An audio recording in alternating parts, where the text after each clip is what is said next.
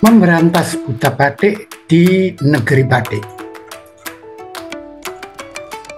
Podcast ini membantu Anda mengenali batik sebagai budaya kebanggaan bangsa Indonesia dengan berbagai aspek yang menarik dan perlu kita ketahui sebagai bangsa pemilik batik. Batik adalah seni menghias kain menggunakan teknik perintangan warna dengan lilin panas dan menggunakan alat berupa canting. Penelusuran asal batik dengan menghubungkan benang merah antara catatan sejarah, dongeng Panji, dan legenda daerah, disajikan Adi Kusrianto. Kurator Museum Tekstil Tilburg, negara Belanda, Profesor Fred W. van Oos, pernah menulis sebuah buku yang berjudul Batik Sukma Jawa, dalam bahasa Belanda Batik De Ziel van Java, dalam bahasa Inggris Batik The Soul of Java. Beliau menulis, tanyalah kepada 10 orang yang benar-benar ahli batik, berapakah umur batik dan dari manakah asal batik itu? Maka Anda akan mendapatkan 10 macam jawaban yang berbeda. Tetapi kalau Anda bertanya tentang asal-usul sutra, bagaimana sutra ditemukan, maka setiap orang akan memiliki cerita yang sama. Semua akan bercerita tentang seorang putri yang sedang minum teh di bawah pohon murbei. Maka jatuhlah sebuah kepompong ulat sutra ke cangkir tehnya. Dari kepompong yang basah dengan air teh yang hangat itu, ketika diambil, terserabutlah serat-serat halus yang membuat sang putri terpesona. Dari situ diketemukanlah serat sutra yang akhirnya menjadikan bahan pakaian bagi putri raja. Berangkat dari rasa keprihatinan bahwa belum terintegrasinya pemahaman serta informasi asal mula serta arti apa itu batik, membuat banyak orang menulis dan berbicara tentang batik dari sudut pandang masing-masing tanpa dasar, pegangan, maupun referensi yang valid. Akhirnya banyak tulisan tentang batik menjadi salah kaprah, dan dari informasi yang salah kemudian dikutip dijadikan referensi orang lain, sehingga semakin luaslah kesalahkaprahannya. Ketika editor media menyebarkan informasi salah, tulisan ilmiah berupa skripsi, tesis, juga banyak memuat referensi yang keliru, maka hal ini membuat informasi mengenai batik menjadi seringkali kabur. Ketika dalam tulisan ilmiah mencoba mendefinisikan dan mengurai mengenai kosakata batik, banyak yang merekayasa secara tidak tepat. Berikut ini beberapa contoh yang saya minta Anda semua menyimak dengan menggunakan logika. Yang pertama, mengambil istilah batik berdasarkan kerotoboso. Kerotoboso adalah mengutak-atik dua kata atau lebih berdasarkan bunyi, kemudian digabungkan dengan cara disingkat. Kata piring misalnya berasal dari sepi yang miring, kuping, kaku, dan jepiping, sego, besesek, dan menyebabkan lego. Gedang, digeget bubar madang, cengkir, kenceng ing pikir, kupluk, kaku, tur nyempluk.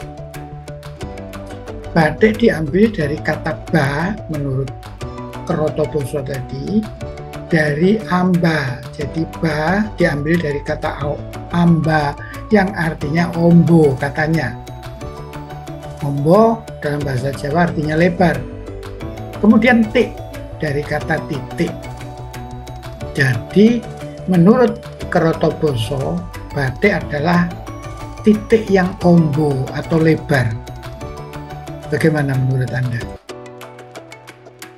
Batik itu bukan membuat titik, tetapi membuat goresan, membuat garis, atau menulis.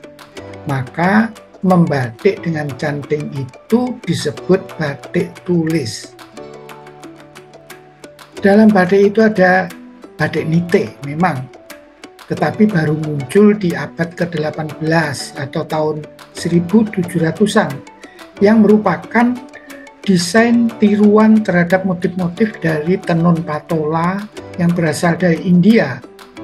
Di Pekalongan namanya jelamprang, sedangkan nitik istilah di daerah Jogja.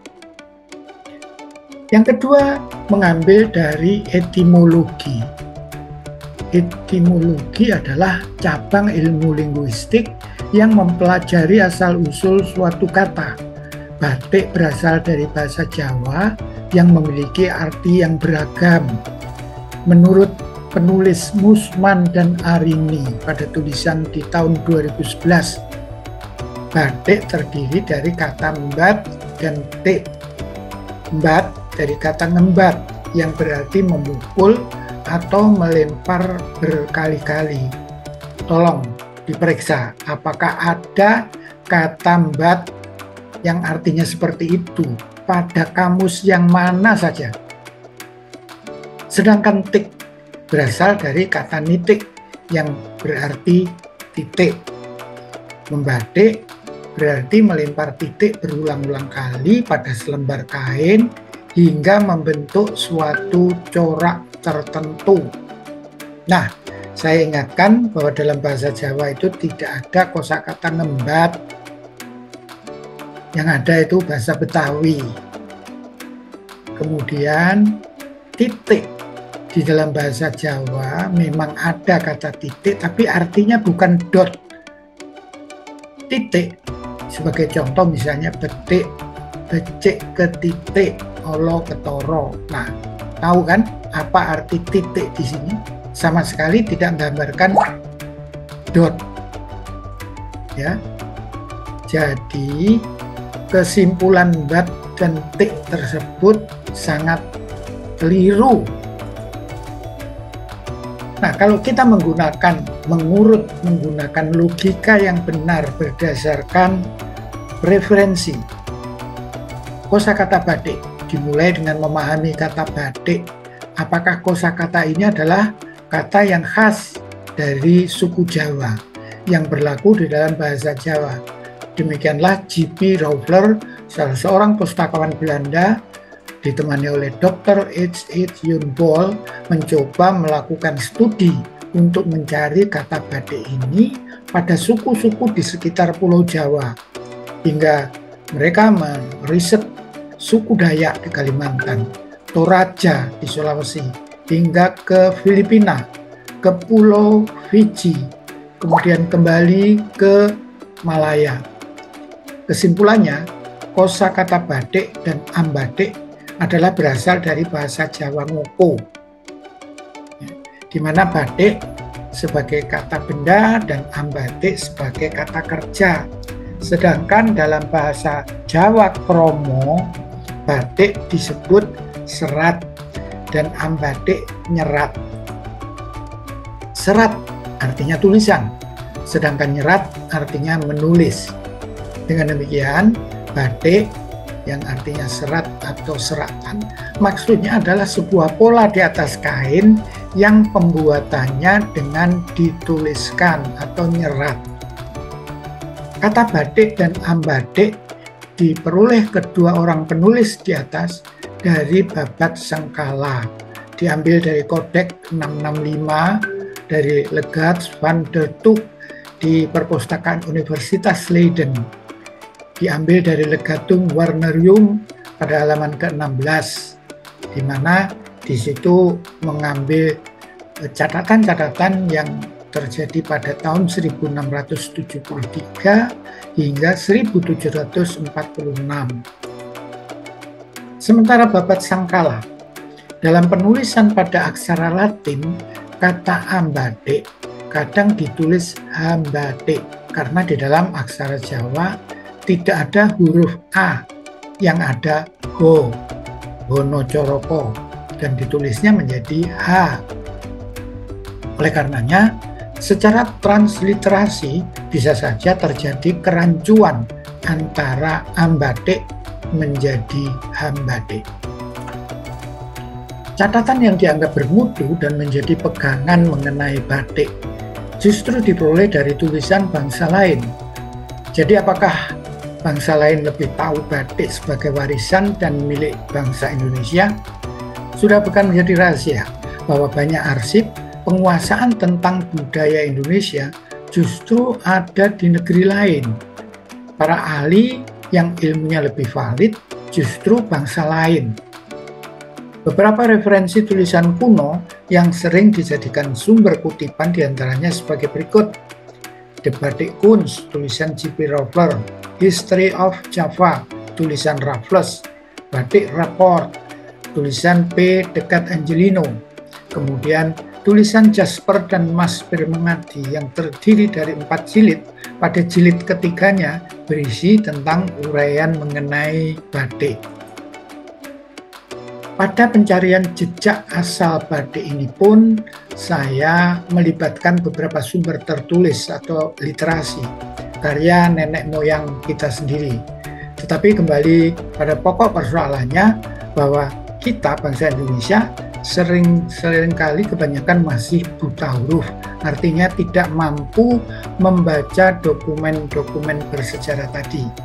Dokumen kuno itu tertulis menggunakan aksara dan bahasa Jawa kuno maupun bahasa Sanskerta yang kebanyakan dari kita tidak paham. Babat Sangkala, Panji Jayalengkara, cerita Panji Kuda Narawangsa, Panji Anggraeni, Kidung Malat, Kidung Harsa Wijaya, kemudian yang sangat populer Pararaton dan Negara Kertagama. Beruntunglah beberapa ahli pembaca prasasti telah membagikan hasil penelitiannya mengenai tekstil maupun busana atau wastra yang dimiliki bangsa kita, sehingga kita memperoleh pencerahannya. Hal ini akan kita bahas pada seri-seri podcast berikutnya.